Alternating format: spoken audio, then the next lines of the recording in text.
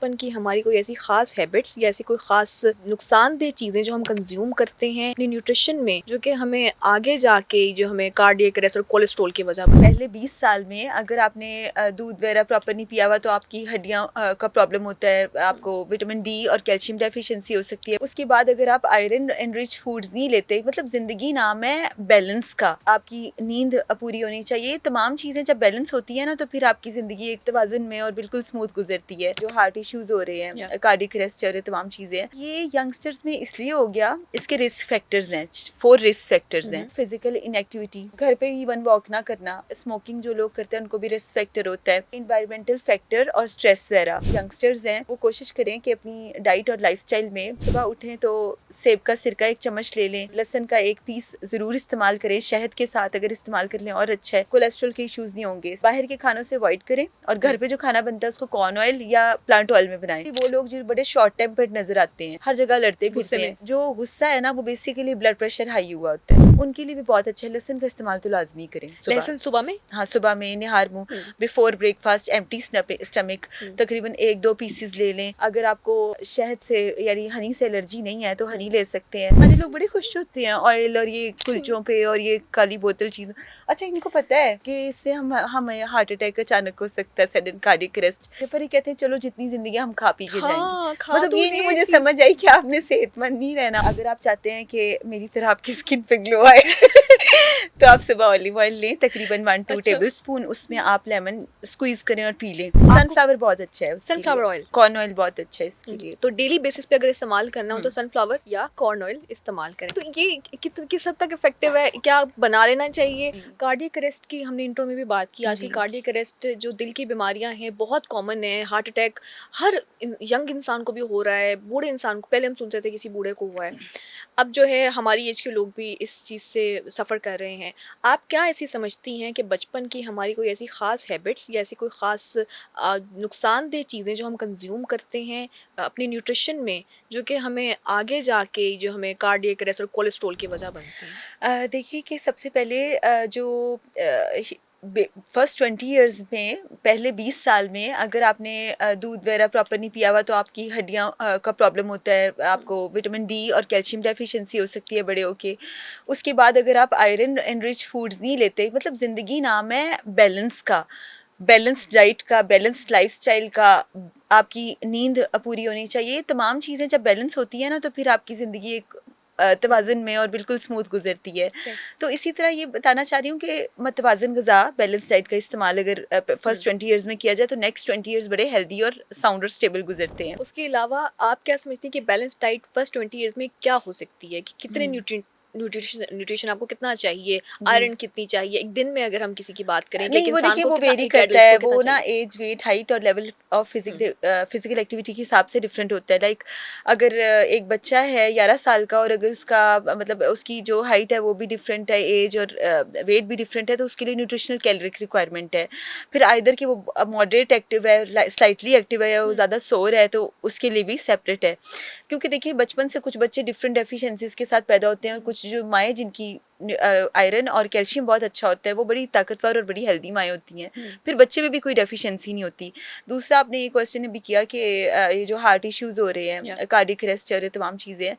अच्छा, ये यंगस्टर्स में इसलिए हो गया, इसके रिस्क फैक्टर्स हैं, 4 रिस्क फैक्टर्स हैं। नंबर 1 ये है कि फिजिकल इनएक्टिविटी, घर पे इवन वॉक ना करना, एक्सरसाइज वॉक कुछ भी नहीं है। एक्सरसाइज और वॉक फिजिकली ये चीज़ें ना करना। सेकंड नंबर पे कुछ खाना पीना, बैठ जाना, एक्सरसाइज नहीं किया। अच्छा, सेकंड नंबर पे बता रही थी स्मोकिंग जो लोग करते हैं उनको भी रिस्क फैक्टर होता है, या डिफरेंट अगर ड्रग्स या और चीज़ों में भी हैं। अच्छा, थर्ड नंबर पे इन्वायरमेंटल फैक्टर और स्ट्रेस वगैरह काम की जगह पे। और मेरी बात सुने, कौन सी ऐसी जगह जहाँ पे स्ट्रेस नहीं है? हर जगह। आप वर्किंग, आपका प्रोफाइल आपका वो ले ले, वर्किंग इन्वायरमेंट, घर का इन्वायरमेंट, और जिंदगी is all about ups and downs and you have to manage.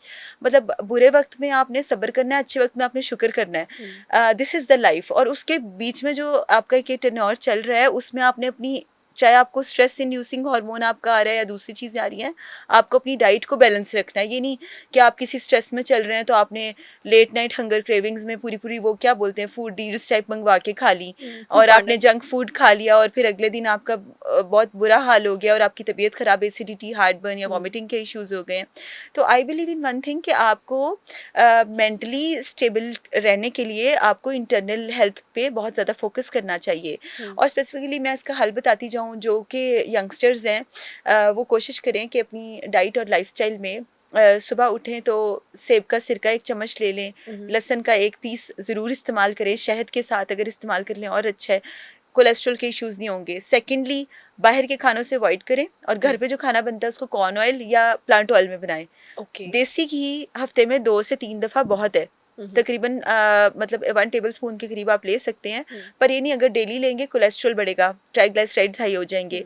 HDL is a good cholesterol, LDL is a bad cholesterol. जब लिपिड प्रोफाइल कराने जाएंगे, इवन लिपिड प्रोफाइल तो लोग यहाँ पे टेस्ट भी खैर नहीं करवाते। मेरे पास कई ऐसे लोग आते हैं कि दिल का मसला है, कोई बना डाइट प्लान बना दे कर दे। भाई आप पहले पूरा अपने आप को बॉडी एग्जामिन तो करो। अच्छा, सेकेंडली हम हल बता रहे थे, सोल्यूशन बता रहे थे कि क्या क्या खाया जाए। तो एक ही चीज़ें इस्तेमाल करें, ग्रीन टी एंटीऑक्सीडेंट होता है, वेट लॉस के लिए भी अच्छा होता है और ब्लड शुगर लेवल में कोलेस्ट्रॉल को भी नीचे सतह पे लेके आता है। और स्पेसिफिकली वो लोग जो बड़े शॉर्ट टेम्पर्ड नजर आते हैं, हर जगह लड़ते फिरते हैं, वो जो गुस्सा है ना वो बेसिकली ब्लड प्रेशर हाई हुआ होता है। अच्छा, ब्लड प्रेशर हाई है तो आपने ब्लड प्रेशर को ट्रीट करना है, वो आप ट्रीट करेंगे तो you will totally feel better. हाँ, आप सही हो जाएंगे, बेटर फील करेंगे। और स्पेसिफिकली जो एज लोग हैं 60 प्लस हैं, उनको तो नॉर्मली ब्लड प्रेशर होता है। ये नहीं कि मैं ये कह रही हूँ कि उनको गुस्सा होता है उनको हेल्थ रिस्क हो जाता है एज के साथ साथ एजिंग में भी आपको पता है कई ऐसी चीज़ें होती हैं, तो उनके लिए भी बहुत अच्छा है। लहसुन का इस्तेमाल तो लाजमी करें लहसुन सुबह में, हाँ सुबह में निहार मुँह बिफोर ब्रेकफास्ट, एम्प्टी स्टमक तकरीबन 1-2 पीसेस ले लें। अगर आपको शहद से यानी हनी से एलर्जी नहीं है तो हनी ले सकते हैं। फिर ऑल्टरनेटिव डेज में एक दिन एप्पल साइडर विनेगर ले ले, एक दिन ये ले ले।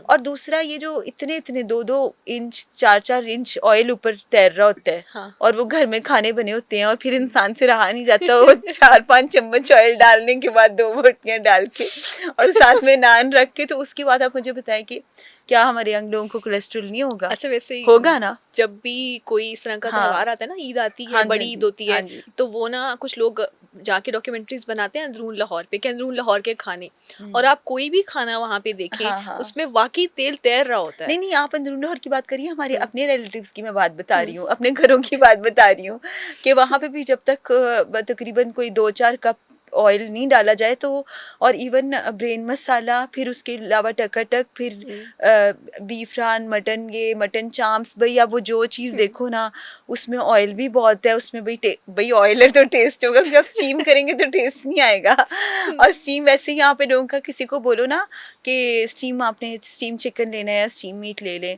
तो उसका मुंह ऐसे उतर जाता है जैसे पता नहीं उससे क्या ले लिया, मरीजों को खाना ही तो हम क्यों खाएं। तो वो ना ये बड़े खुश, हमारे लोग बड़े खुश होते हैं ऑयल और ये कुलचों पे और ये काली बोतल चीज़।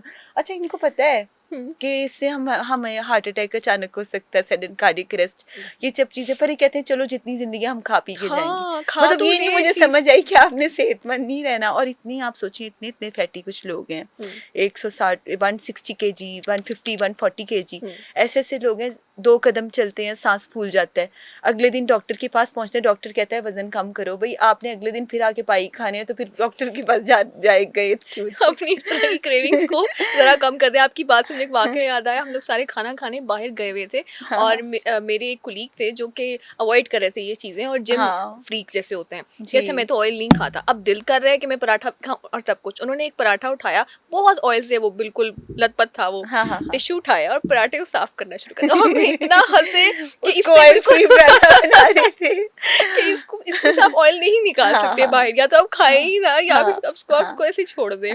तो इस तरह की एक ड्रॉप आपकी बॉडी पे कितना असर डालता है। जैसे हम कहते हैं ना कि ब्रेकफास्ट में चिया सीड या इस तरह की हेल्दी चीज़ें इस्तेमाल करें तो हम थोड़ा सा भी लेते हैं और हमें अपनी बॉडी में ना एनर्जी, तवानाई, हाँ। मेटाबॉलिज्म बूस्टर वो सब फीड होता है। तो एक एक कतरा कितना मतलब एग्जैक्टली आपकी ऑयल बॉडी की पे बात असर हम कर रहे डालता थे, है। Olive oil ji is the right option कि ऑलिव ऑयल इस्तेमाल कर लें अगर दिन में हर रोज? देखिए, ऑलिव ऑयल इस्तेमाल करने का बेहतरीन तरीका बताती हूँ फॉर द ग्लोइंग स्किन ना। हम्म, आप सुबह एक दिन, जैसे हमने तो अभी हार्ट पेशेंट्स की बात की ना और खून पतला करने की बात की कि इससे कैसे सेट आ जा सकता है। सेकंड नंबर पे अगर आप चाहते हैं कि मेरी तरह आपकी स्किन पे ग्लो आए तो आप सुबह ऑलिव ऑयल लें, तकरीबन 1-2 अच्छा। टेबल स्पून, उसमें आप लेमन स्क्वीज करें और पी लें। हम्म, अच्छा, आपका पेट के लिए, ब्लॉटिंग के लिए, स्किन शाइनिंग के लिए, और इवन जैसे वो कहते नहीं गाड़ी को सेट करने के लिए उसको ऑयल चेंज कराना एग्जैक्टली। होता है, ऑयल से थोड़ा सेट होता है। इसी तरह इंसान की बॉडी को food is like a fuel ना। तो आप उसको ठीक ठाक अगर फ्यूल करेंगे तो यू विल बी फाइन। तो ये ऑलिव ऑयल, अच्छा उसके अलावा ऑलिव ऑयल को आप सैलेड्स में इस्तेमाल कर सकते हैं। अच्छा, कोशिश करें पकाए ना, अच्छा, उसमें खाना नहीं पकाने बनाना? से रेंसिडिटी हो जाती है। रेंसिड ऑयल वही है जो ये बाहर के जो पकौड़े समोसे बना रहे हैं और 10-10 दिन चेंज ही नहीं करते, वो काला तेल बन जाता है, वो भी कोई हाँ। और चीज़, वो रेंसिडिटी हो जाती है, वो भी ओके। कैंसर मतलब डेवलपिंग सेल्स जनरेट करता है। तो इवन मतलब कोई भी चीज़ है, फ्राइंग है या ऑयल इस्तेमाल करना है घर पे, इट्स क्वाइट फाइन कि you can make at your home ना। You can make like oil at your home? नहीं, you Okay, can okay. You make can food. fry हाँ, things fry in things at at your home. home. तो आपको sunflower बहुत अच्छा है उसके लिए, सनफ्लावर ऑयल, कॉर्न ऑयल बहुत अच्छा है इसके लिए। तो डेली बेसिस पे अगर इस्तेमाल करना हो तो सनफ्लावर या कॉर्न ऑयल इस्तेमाल करें। उसका भी टेस्ट लोगों को अच्छा नहीं लगता। मैंने जब भी रिकमेंड किया तो वो कहते हैं कि पूरे खाने का टेस्ट चेंज हो गया। अच्छा, आजकल कुछ लोग एक और ऑयल बड़ा कॉमन है जी। जो हम बालों में लगाते हैं, आई गेस इट्स नॉट सरसों। हाँ जी। सरसों का तेल जी। में लोग खाना बनाने लगे हैं हाँ, आजकल। वही मैं बता रही हूँ, सनफ्लावर ऑयल, या सरसों सनफ्लावर, का। तो ये किस हद तक इफेक्टिव है? क्या बना लेना चाहिए? हाँ, या बिल्कुल बना लेना चाहिए, कुछ हेल्दी लोग होता है। ऐसा करते हैं कि उसकी स्मेल निकालने के लिए भी उसके अंदर कुछ चीजें ऐड करते हैं, फिर वो वो ऑयल तकरीबन खराब हो जाता है। आटा लेके थोड़ा सा उसका छोटा सा पेड़ा अगर ऐड हम्म, करके बॉईल करो तो उसकी स्मेल थोड़ी सी फ्लेवर का हम्म, मतलब वो सेटल डाउन होता है। हम्म, पर cotton seed oil, corn hmm, oil, sunflower oil, it's best for the frying okay. Items.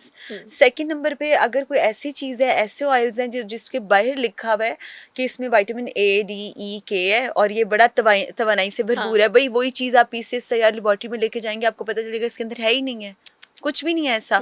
उससे बेहतर है कि आप उस फूड सोर्स का इस्तेमाल करें जो कि आपकी सेहत के लिए और आपकी मतलब घर वालों की सेहत के लिए और अच्छा जब हो। ऑयल से स्मेल निकालने के लिए चीज़ें इस्तेमाल, जैसे हमने खुद ही बताया कि आटा का पेड़ा, इस तरह की चीज़ें इस्तेमाल होती हैं, तो वो ऑयल के फायदे को कम नहीं करते हैं, तेल को ख़राब नहीं करते हैं, जी जी राइट? जी जी तो वो हम एज इट इज़ उसको इस्तेमाल कर सकते हैं। जी जी बिल्कुल।